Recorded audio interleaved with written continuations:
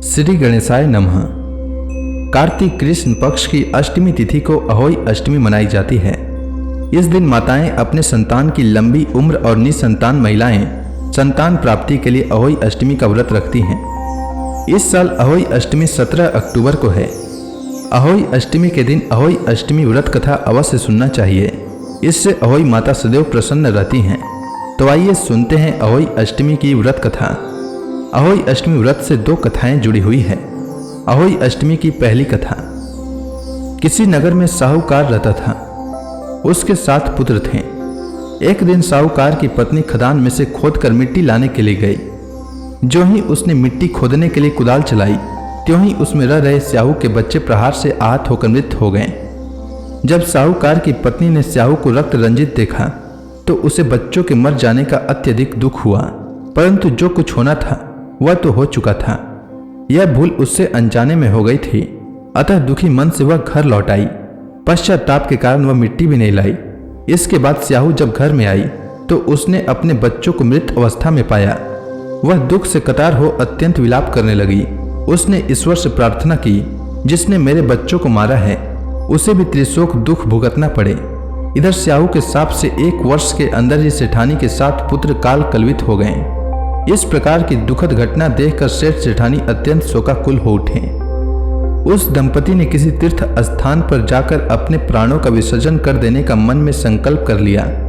मन में ऐसा निश्चय कर सेठ सेठानी घर से पैदल ही तीर्थ की ओर चल पड़े। उन दोनों का शरीर पूर्ण रूप से जब तक अशक्त न हो गया तब तक वे बराबर आगे बढ़ते रहे। जब वे चलने में बिल्कुल असमर्थ हो गए तो रास्ते में ही मूर्छित हो पृथ्वी पर गिर पड़े।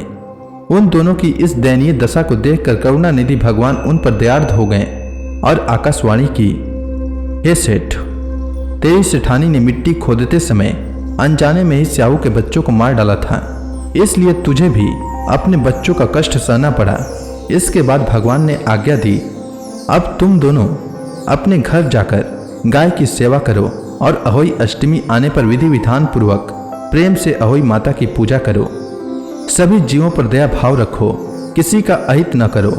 यदि तुम मेरे कहे अनुसार आचरण करोगे तो तुम्हें संतान सुख प्राप्त हो जाएगा।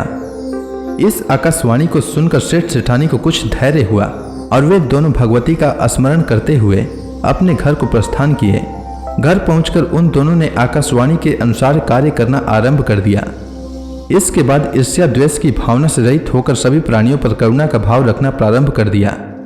भगवत कृपा से सेठ सेठानी पुनः पुत्रवान होकर सभी सुखों का भोग करने लगे और अंत काल में स्वर्गगामी हुए। तो प्रेम से बोलिए अहोई माता की जय। अब आइए सुनते हैं अहोई अष्टमी की दूसरी कथा। एक साहूकार के 7 बेटे 7 बहुएं और 1 कन्या थी।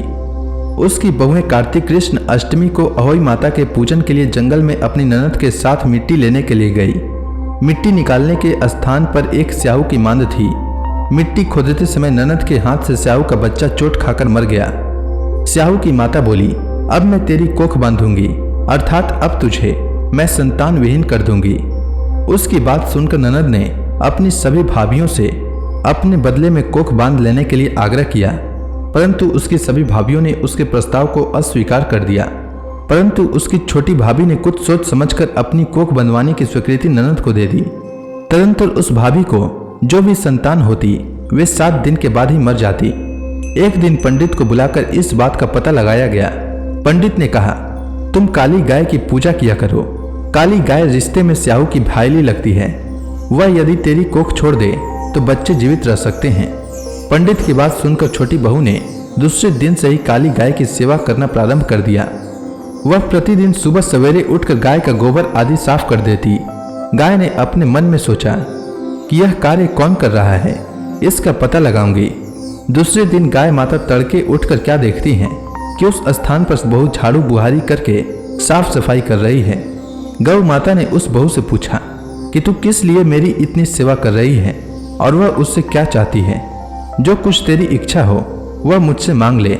साहूकार की बहू ने कहा, स्याहू माता ने मेरी कोख बांध दी है, जिससे मेरे बच्चे जीवित नहीं रहते हैं। यदि आप मेरी कोख खुलवा दें तो मैं आपका बहुत उपकार मानूंगी। गाय माता ने उसकी बात मान ली और उसको साथ लेकर 7 समुद्र पार स्याहू माता के पास चली गई। रास्ते में कड़ी धूप से व्याकुल होकर दोनों एक पेड़ की छाया में बैठ गए। जिस पेड़ के नीचे वह दोनों बैठे थे उस पेड़ पर गरुड़ पक्षी का एक बच्चा रहता था।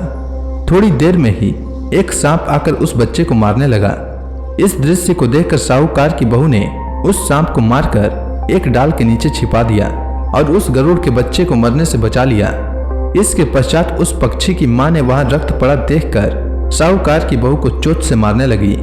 तब साहूकार की बहू ने कहा, मैंने तेरे बच्चे को नहीं मारा है, तेरे बच्चे को डसने के लिए एक सांप आया था, मैंने उसे मारकर तेरे बच्चे की रक्षा की है। मरा हुआ सांप डाल के नीचे दबा हुआ है। बहू की बातों से वह प्रसन्न हो गई और बोली, तू जो कुछ चाहती है मुझसे मांग ले। बहू ने उससे कहा, 7 समुद्र पार स्याहू माता रहती हैं, तू मुझे स्याहू माता तक पहुंचा दे। तब उस गरुड़ पंखनी ने उन दोनों को अपनी पीठ पर बैठाकर समुद्र के उस पार स्याहू माता के पास पहुंचा दिया। स्याहू माता उन्हें देखकर बोली, आ बहिन, बहुत दिनों बाद आई है। वह पुनः बोली, मेरे सिर में जुग पड़ गया है, तू उसे निकाल दे। उस काली गाय के कहने पर बहू ने सिलाई से स्याहू माता की सारी जुओं को निकाल दिया। इस पर स्याहू माता अत्यंत खुश हो गई। स्याहू माता ने उस साहूकार की बहू से कहा, तेरे 7 बेटे और 7 बहुएं हो। सुनकर साहूकार की बहू ने कहा, मुझे तो एक भी बेटा नहीं है, 7 कहां से होंगे। स्याहू माता ने पूछा, इसका कारण क्या है? तब उसने कहा, यदि आप वचन दें तो इसका कारण बता सकती हूँ। स्याहू माता ने उसे वचन दिया। वचनबद्ध करा लेने के बाद साहूकार की बहू ने कहा, मेरी कोख तुम्हारे पास बंद पड़ी है, उसे खोल दो। स्याहू माता ने कहा, मैं तेरी बातों में आकर धोखा खा गई, अब मुझे तेरी कोख खोलनी पड़ेगी। इतना कहने के साथ ही स्याहू माता ने कहा, अब तू घर जा, तेरे 7 बेटे और 7 बहुएं होंगे। घर जाने पर तू अहोई माता का उद्यापन करना, 7-7 अहोई बनाकर 7 कड़ाही देना। उसने घर लौट कर देखा तो उसके 7 बेटे और 7 बहुएं बैठी हुई मिली। वह खुशी के मारे भाव विभोर हो गई। उसने 7 अहोई बनाकर 7 कड़ाही देकर उद्यापन किया। इसके बाद ही दीपावली आया। उसकी जेठानियां परस्पर कहने लगी, सब लोग पूजा का कार्य शीघ्र पूरा कर लो, कहीं ऐसा न हो कि छोटी बहू अपने बच्चों का स्मरण कर रोना धोना न शुरू कर दे, नहीं तो रंग में भंग हो जाएगा। जानकारी करने के लिए उन्होंने अपने बच्चों को छोटी बहू के घर भेजा, क्योंकि छोटी बहू रुदन नहीं कर रही थी। बच्चों ने घर जाकर बताया कि वह वहां आटा गूंथ रही है और उद्यापन का कार्यक्रम चल रहा है। इतना सुनते ही सभी जेठानियां आकर उससे पूछने लगी कि तूने अपनी कोख कैसे खुलवाई। उसने कहा, स्याहू माता ने कृपा कर उसकी कोख खोल दी। सब लोग अहोई माता की जय जयकार करने लगे। जिस तरह अहोई माता ने उस साहूकार की अभिलाषा को पूर्ण किया, उसी प्रकार इस व्रत को करने वाले और इस कथा को सुनने वाले सभी नारियों की अभिलाषा पूर्ण करें। तो प्रेम से बोलिए अहोई माता की जय। अहोई माता की आरती। जय अहोई माता मैया, जय अहोई माता, तुमको निस दिन ध्यावत, तुमको निस दिन ध्यावत, हर विष्णु विधाता। ओम जय अहोई माता। ब्रह्माणी रुद्राणी कमला तुही जगमाता, मैया कमला तुही जगमाता। सूर्य चंद्रमा ध्यावत, नारद ऋषि गाता। ओम जय होई माता। माता रूप निरंजन सुख संपत्ति दाता, मैया सुख संपत्ति दाता। जो कोई तुमको ध्यावत नित मंगल पाता।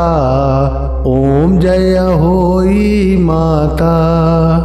तू ही पताल बसंती, तू ही है शुभदाता, मैया तू ही है शुभदाता। कर्म प्रभाव प्रकाशक जगनिधि से त्राता। ओम जय होई माता।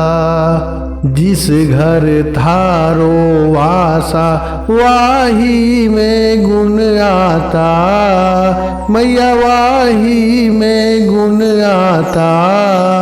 कर न सके सोई कर ले, कर न सके सोई कर ले, मन नहीं घबराता, ओम जय होई माता।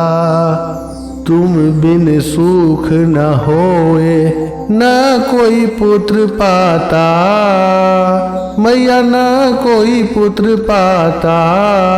खान पान का वैभव तुम बिन नहीं आता, ओम जय होई माता। शुभ गुण सुंदर युक्ता क्षीर निधि जाता, मैया क्षीर निधि जाता। रतन चतुर्दश तो को, रतन चतुर्दश तो को कोई नहीं पाता, ओम जय होई माता। श्री होई माता की आरती जो कोई गाता, मैया जो कोई गाता। उर उमंग अति उपजे, पाप उतर जाता, ओम जय होई माता, ओम जय होई माता, मैया जय होई माता। तो प्रेम से बोलिए होई माता की। गणेश जी की कहानी प्राचीन समय की बात है। एक गांव में एक गरीब और दृष्टिहीन बुढ़िया रहती थी। उसके साथ ही उसके बेटा और बहू रहते थे। बुढ़िया गणेश जी की बहुत बड़ी भक्त थी। वह प्रतिदिन गणेश जी की पूजा किया करती थी और गणेश जी को भोग लगाने के बाद ही स्वयं भोजन करती थी। एक दिन उसकी पूजा से प्रसन्न होकर गणेश जी उसके सामने प्रकट हुए और बोले, बुढ़िया माँ, तू रोज मेरी पूजा करती है, इसलिए तू जो चाहे वह मांग ले। तब बुढ़िया ने कहा, मैं क्या मांगूं, मुझसे तो मांगना ही नहीं आता। इस पर गणेश जी ने कहा, बुढ़िया माँ, तू जो चाहे वो मांग, नहीं तो मैं फिर कल आऊंगा। तब तू अपने बहू और बेटे से पूछ ले और फिर मुझसे मांग ले। यह सुनकर बुढ़िया अपने बेटे को बुलाया और अपने बेटे से कहा, गणेश जी ने कहा है कि मैं उनसे कुछ भी मांग सकती हूं, तो बता मैं क्या मांगूं। तब उसके बेटे ने कहा, मां, तू गणपति बप्पा से धन मांग ले। इसके बाद बुढ़िया बहू के पास गई और बहू से बोला, गणेश जी ने कहा है कि मैं उनसे कुछ भी मांग सकती हूं, तो बता मैं क्या मांगूं। तब उसके बहू ने कहा कि माँ जी, गणेश जी से आप नाती मांग लें। तब बुढ़िया ने बहुत सोचा कि हर कोई अपने अपने मतलब की बात कर रहा है, कोई मेरे लिए सोच नहीं रहा है। चलो पड़ोसन से पूछ लेती हूँ, वो सही बताएगी कि मुझे क्या मांगना चाहिए। बुढ़िया अपने पड़ोसन के पास गई और पड़ोसन से कहा, गणेश जी ने कहा है कि मैं उनसे कुछ भी मांग सकती हूँ, तो बता मैं क्या मांगूं। मेरा बेटा कहता है धन मांग लो और बहू कहती है नाती मांग लो, तुम बताओ कि मुझे क्या मांगना चाहिए। तब पड़ोसन ने कहा, अरे बुढ़िया, तुझे तो कुछ ही दिन जीना है, तो धन और नाती मांग के क्या फायदा। तू अपने लिए आंखों की रोशनी मांग ले, इससे तेरी जिंदगी आराम से कट जाएगी। यह सुनकर बुढ़िया अगले दिन गणेश जी की पूजा करती है और उन्हें भोग लगाती है। तभी गणेश जी प्रकट होकर कहते हैं, बुढ़िया माँ, बता तुझे क्या चाहिए। तब बुढ़िया ने गणेश जी से कहा, अगर आप मुझसे प्रसन्न हैं तो मुझे 9 करोड़ की माया, निरोगी काया, अमर सुहाग, आंखों की रोशनी, नाती, पोता और सभी परिवार को सुख दें और आखिर में मुझे मोक्ष दें। यह सुनकर गणेश जी महाराज मुस्कुरा कर कहते हैं, बुढ़िया माँ, यह सब मांग कर तो तुमने मुझे ठग लिया, लेकिन वचन के अनुसार जो तूने मांगा है वह सब कुछ तुझे प्राप्त होगा। इतना कहकर गणेश जी अंतर ध्यान हो गए। बुढ़िया ने जो कुछ भी मांगा था वह सब उसे मिला। हे गणेश जी महाराज, जैसे आपने उस बुढ़िया माँ को सब कुछ दिया, ठीक वैसे ही हमें दें और सभी कथा सुनने वालों को भी दें। तो प्रेम से बोलिए गणेश जी महाराज की जय।